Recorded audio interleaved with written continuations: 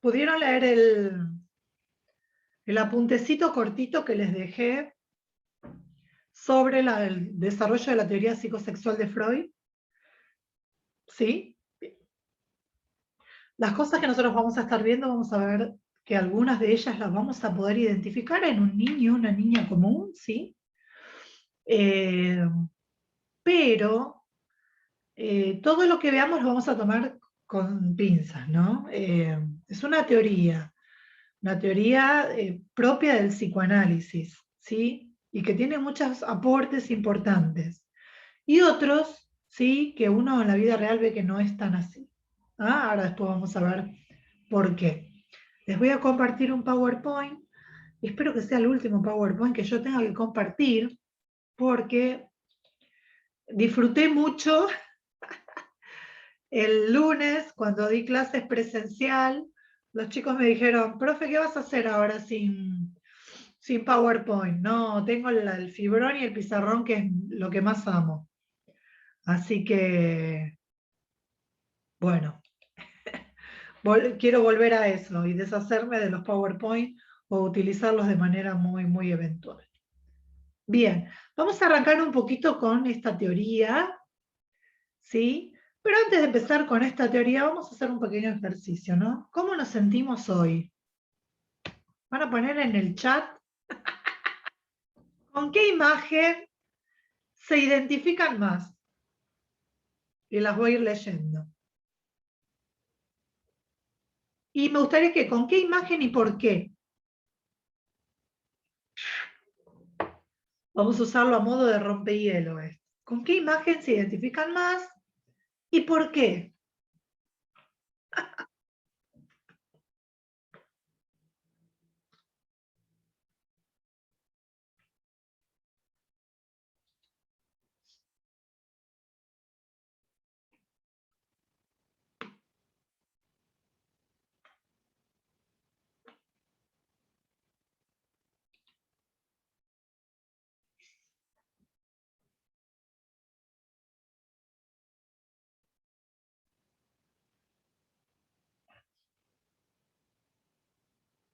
Recuerden de agregar el por qué. Están cansadas. 1, 2 y 5. ¿Por qué las 5?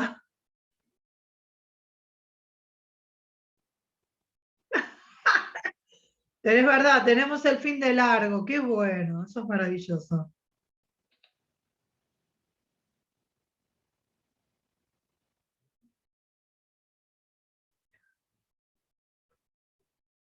Oh. Es triste las 5, pero sí, es cierto. Podemos estar muy colapsada y a veces eso es bueno llorar, ¿sí? Es bueno llorar, nos sacamos toda la angustia de encima. Estoy totalmente de acuerdo con ustedes, chicas. Yo también. Me siento como el 1, me siento como el 3, que ya no doy más. No llegué al 5, pero estoy ahí.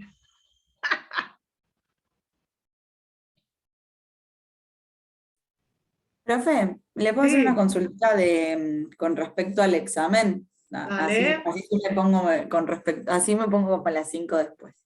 Eh, ¿Cómo va a ser la modalidad? Ah, va a ser presencial Sí, ahora, ¿no? seguramente va a ser presencial. ¿Vieron que yo les Y estoy hinchando mucho con un mapa, un esquema, no sé, algo gráfico? Sí, que a sí. ustedes Yo me les... río porque lo hice como 2 veces ya. Ah, profe, no vi si tenía correcciones. ¿Los fue No, corrigiendo? no, no, Ah, sí, fui corrigiendo, pero no fui devolviendo lo que observé. Yo la vez pasada le dije en términos generales las cosas que observaba. Vamos a usar una de las clases, vamos a tomar alguna de los esquemas y los vamos a usar como modelos, ¿ah?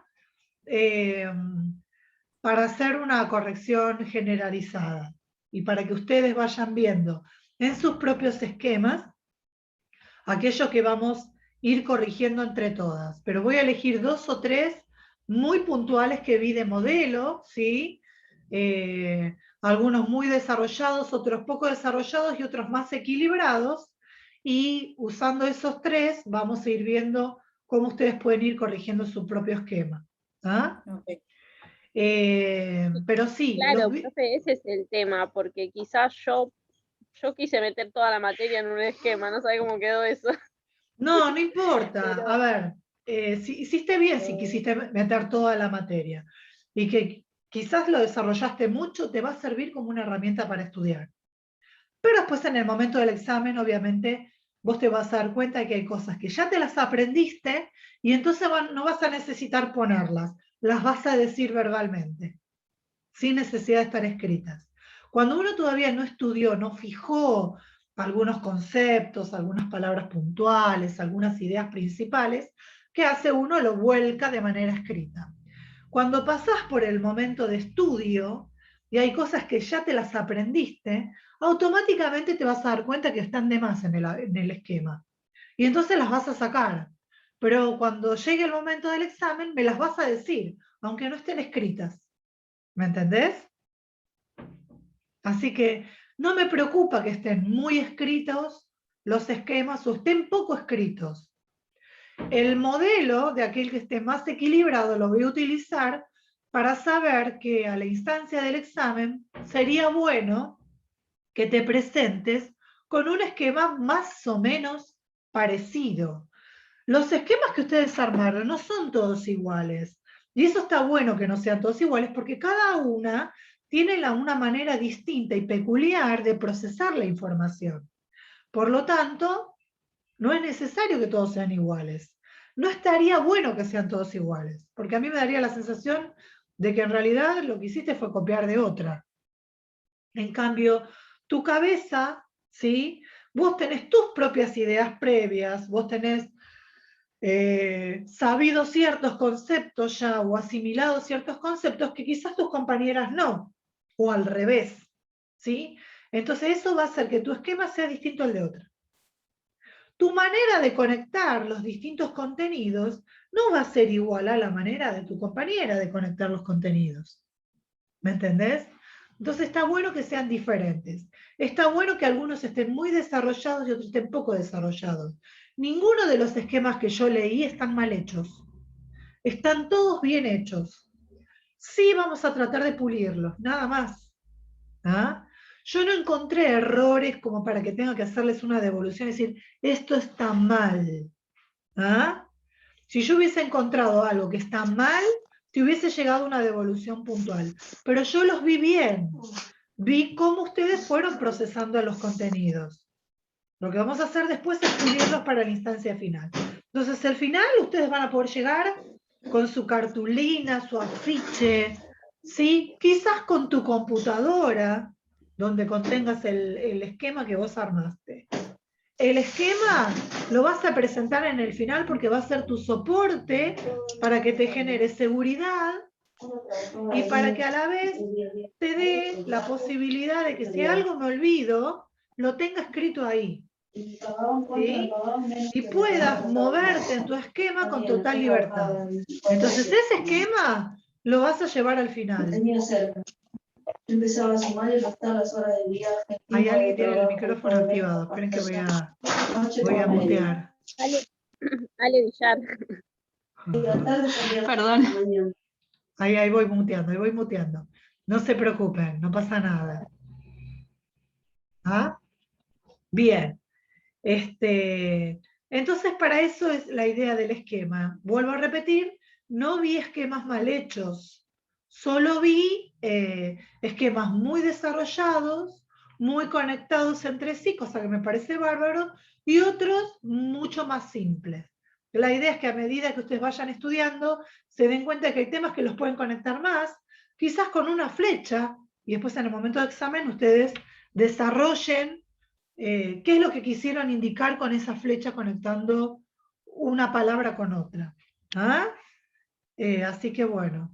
Bueno, me alegro, qué mala que soy, que la mayoría esté cansada, que estén como el 1, como el 3.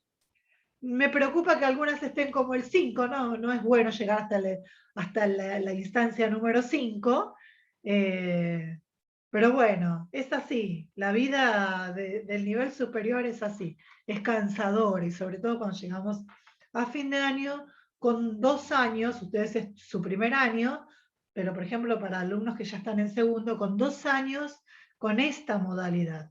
La modalidad dentro del aula es muy diferente, uno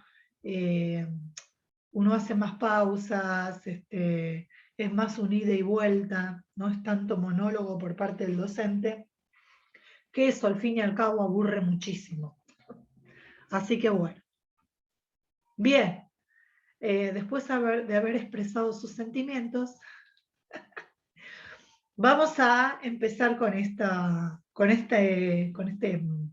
tema, ¿sí? Yo también tengo la cabeza quemada y a veces no me salen ni las palabras.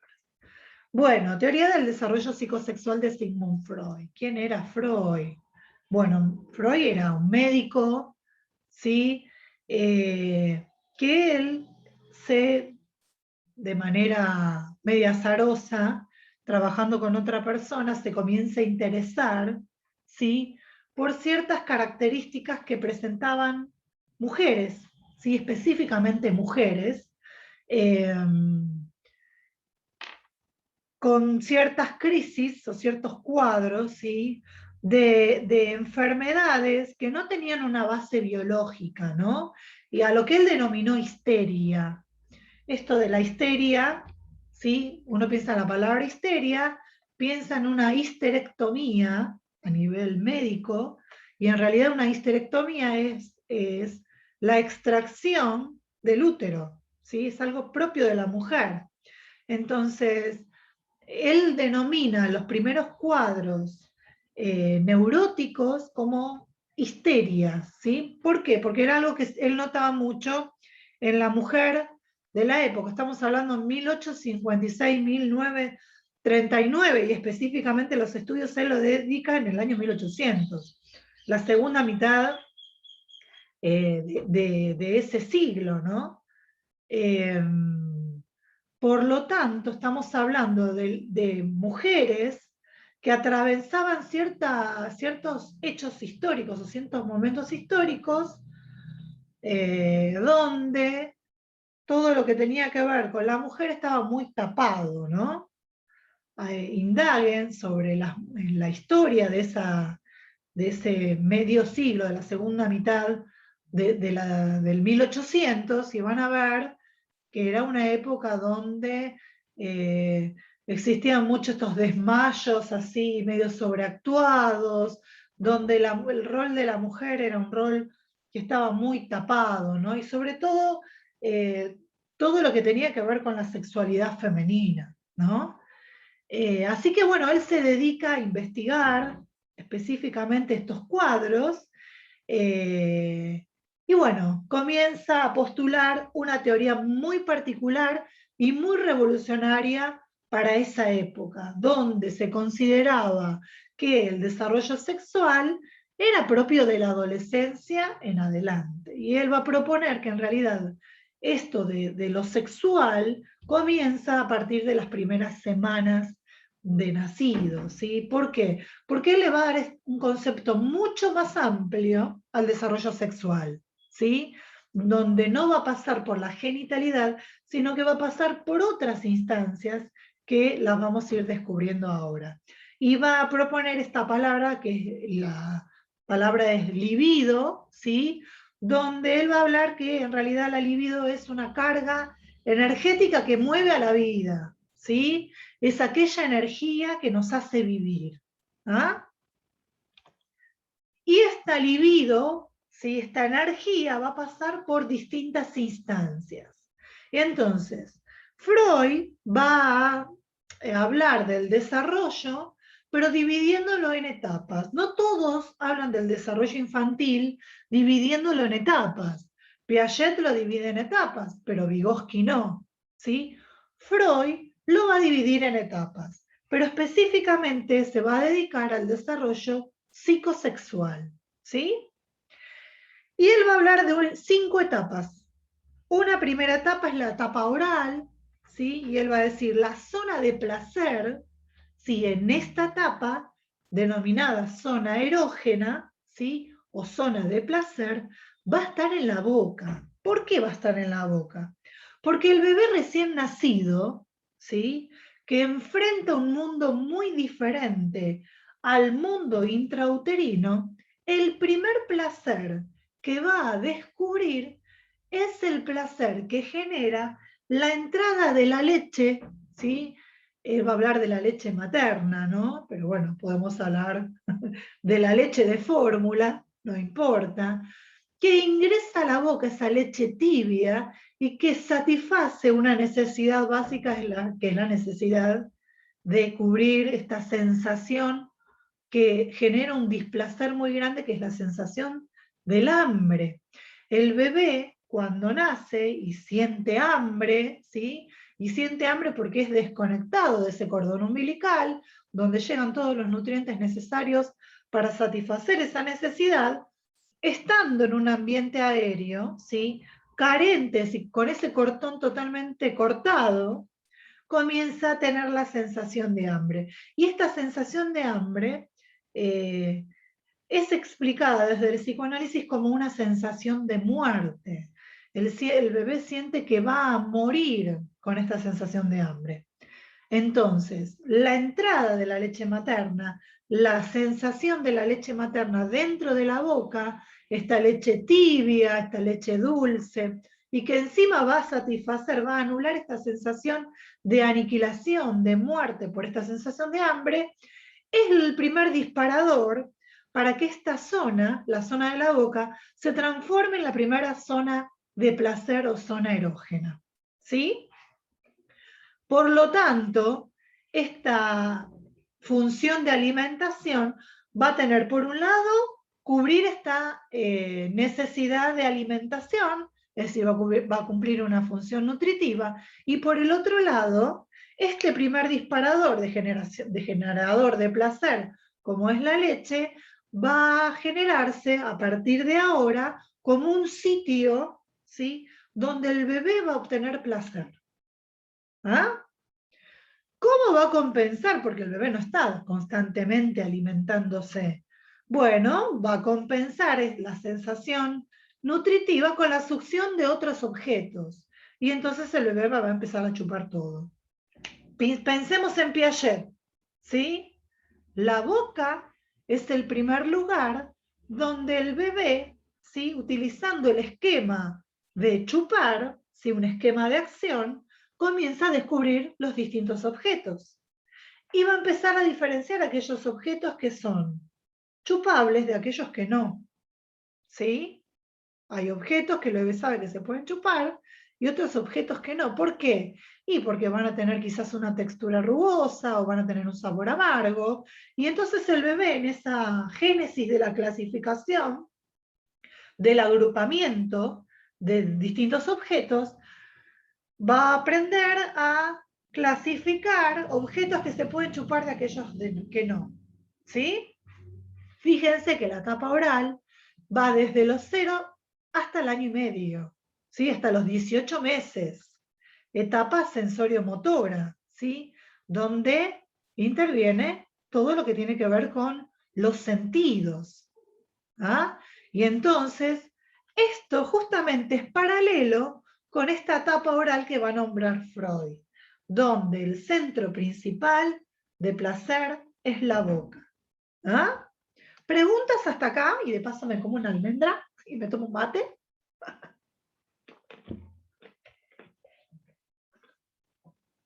¿Entienden por qué los bebés chupan todo?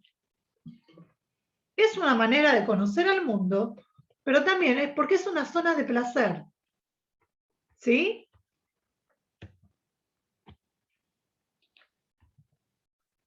Bien.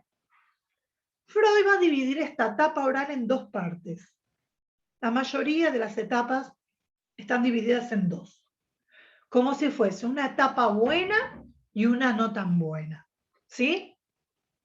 La etapa oral, y las que son mamás van a decir, ah, con razón.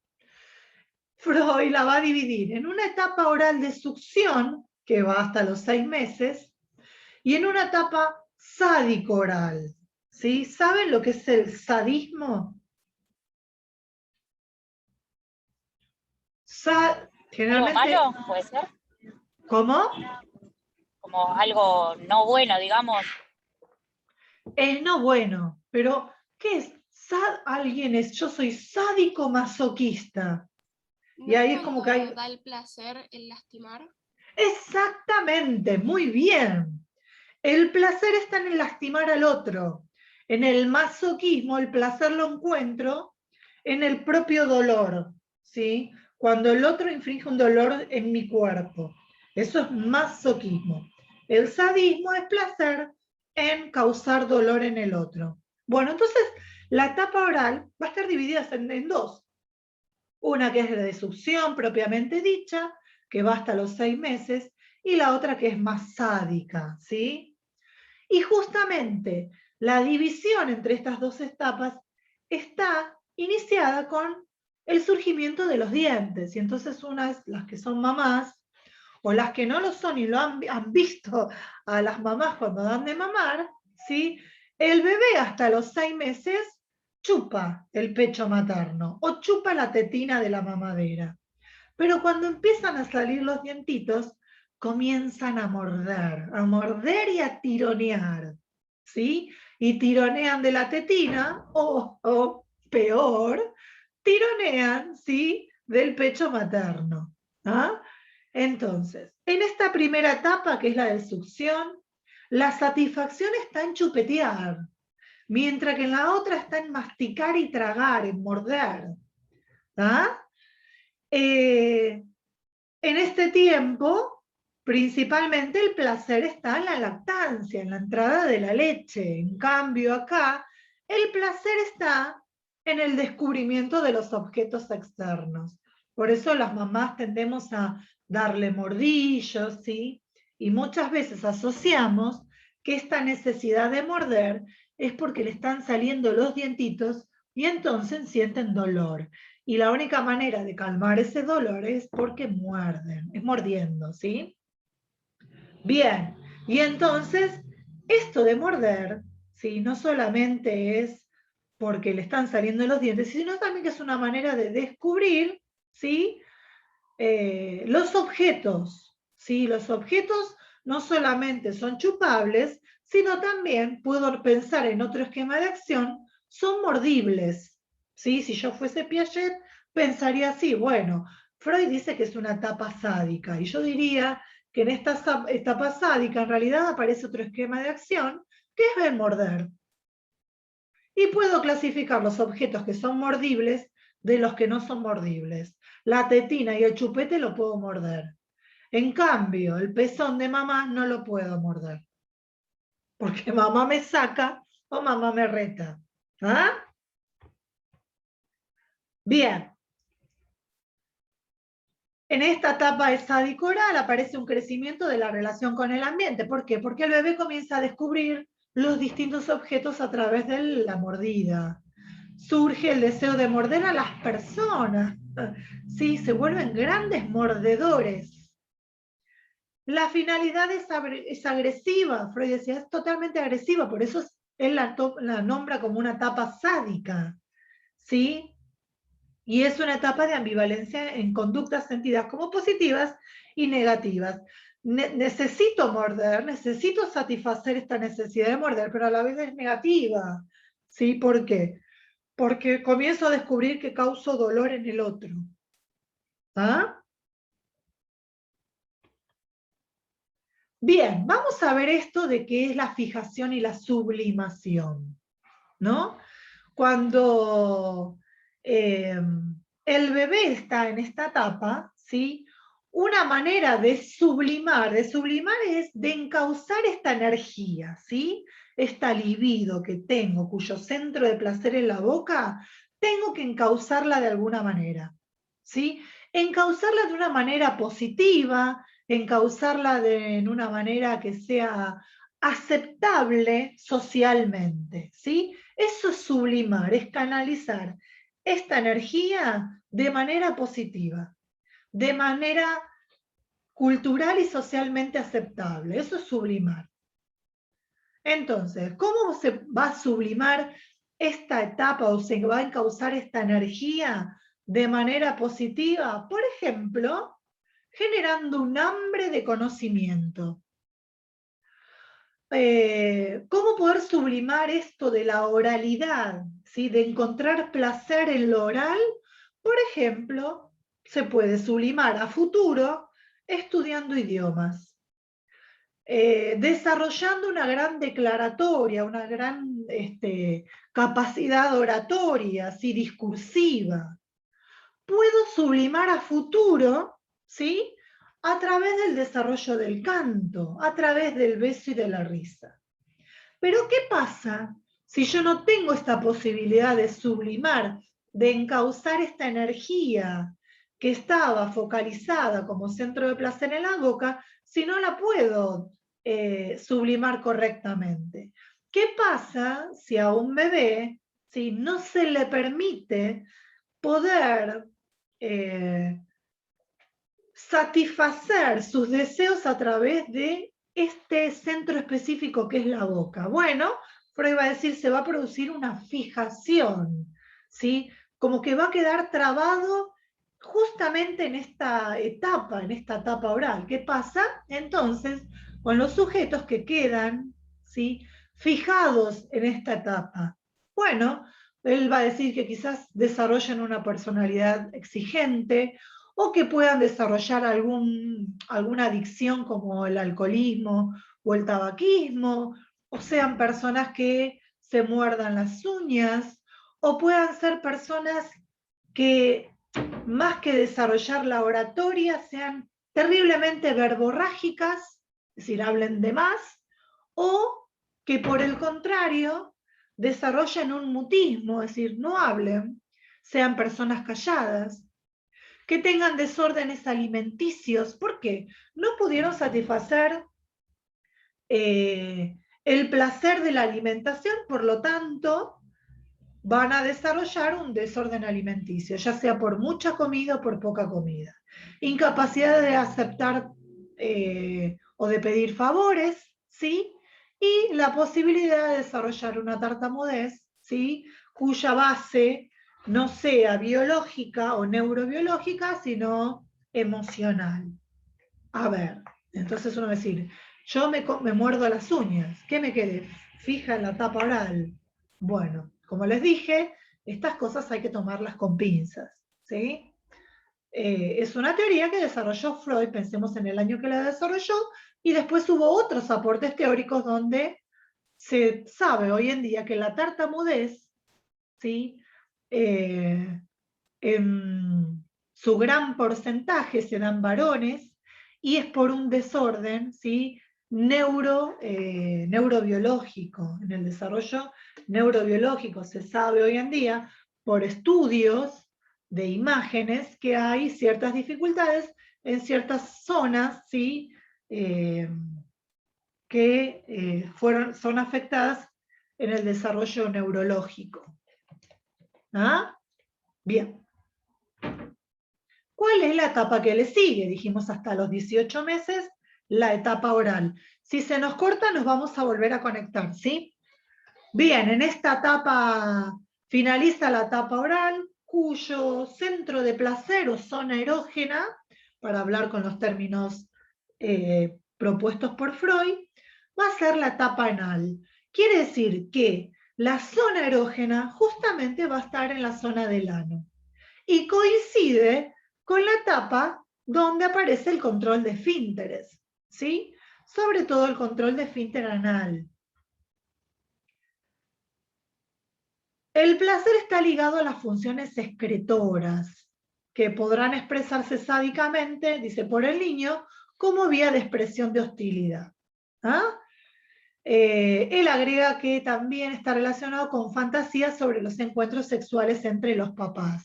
Pensemos que es una etapa donde los niños ya deambulan y comienzan a generar ciertas teorías, ¿sí? En cuanto a las relaciones sexuales. También Freud va a dividirla, como lo hizo con la etapa oral, en dos momentos. Uno es la etapa anal primaria o expulsiva, donde las satisfacciones van a pasar por la expulsión, ¿sí? Y otra etapa, que es anal secundaria, que es retentiva. Y uno va a ver a los nenes muy chiquititos cuando están aprendiendo a controlar, que algunos inclusive van a retener, ¿sí? Van a aguantar sus ganas de hacer caca y se van a poner gordos porque no van a querer hacer caca, ¿sí? Desde el psicoanálisis, esto tiene mucho que ver con la relación con la mamá, ¿sí? Va a decir que cuando están atravesando la etapa expulsiva, expulsar las heces, ellos le otorgan un gran valor, ¿sí? Si hablamos en criollo, ellos le otorgan un gran valor a la caca, y el hecho de expulsarla, eso es una manera de ofrecérsela a la mamá, ¿sí? Algo que se ofrece valorándolo, ¿sí? Por eso, cuando tienen entre 2, 3 años, generalmente les gusta mucho jugar con el barro, con la masa, ¿sí? ¿Por qué? Porque todo eso está relacionado, desde el psicoanálisis, con las heces, con la caca. En cambio, la etapa anal, la retentiva, es decir, la secundaria o retentiva, toda la retención simboliza el control, ¿sí? Yo controlo, ¿sí? Como el autocontrol.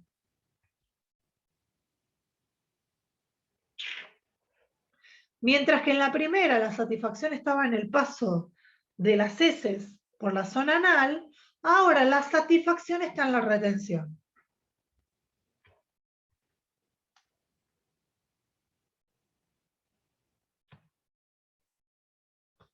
¿Qué es necesario para que un niño o una niña llegue al control de esfínteres? ¿Sí? A veces las mamás intentan o intentamos apurar a veces, ¿no? Queremos que dejen los pañales ya, ¿sí? Y generalmente queremos que lo dejen de la noche a la mañana porque los demás nenes ya lo hicieron o las demás nenas ya lo hicieron y entonces el mío o la mía no, entonces ya queremos, ¿sí? Que lo hagan. Y nos sacamos el gasto del control de la compra de pañales. Pero bueno, para que haya un control de esfínteres tiene que haber ciertas cosas que se tienen que dar previamente, como por ejemplo la capacidad para sentarse solo, sola. ¿Sí? Si el niño o la niña todavía no se sienta solito, no podemos hacer que logre controlar sus esfínteres. Por otro lado, la adquisición de un lenguaje de signos.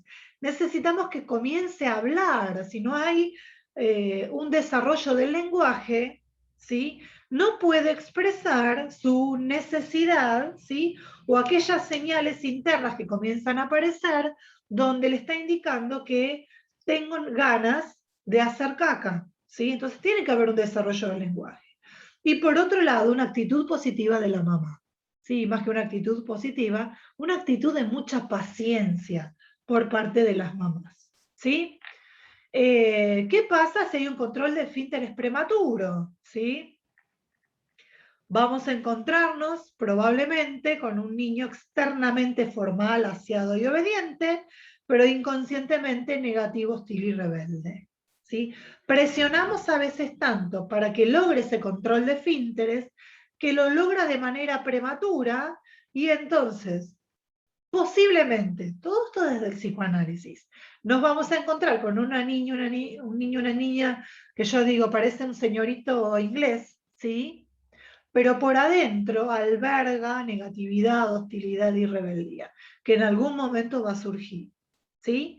¿Qué pasa si ignoramos todas estas señales que nos indican que ya está listo, lista para un control de esfínteres, pero lo dejamos pasar de largo, ¿sí? Porque no ponemos atención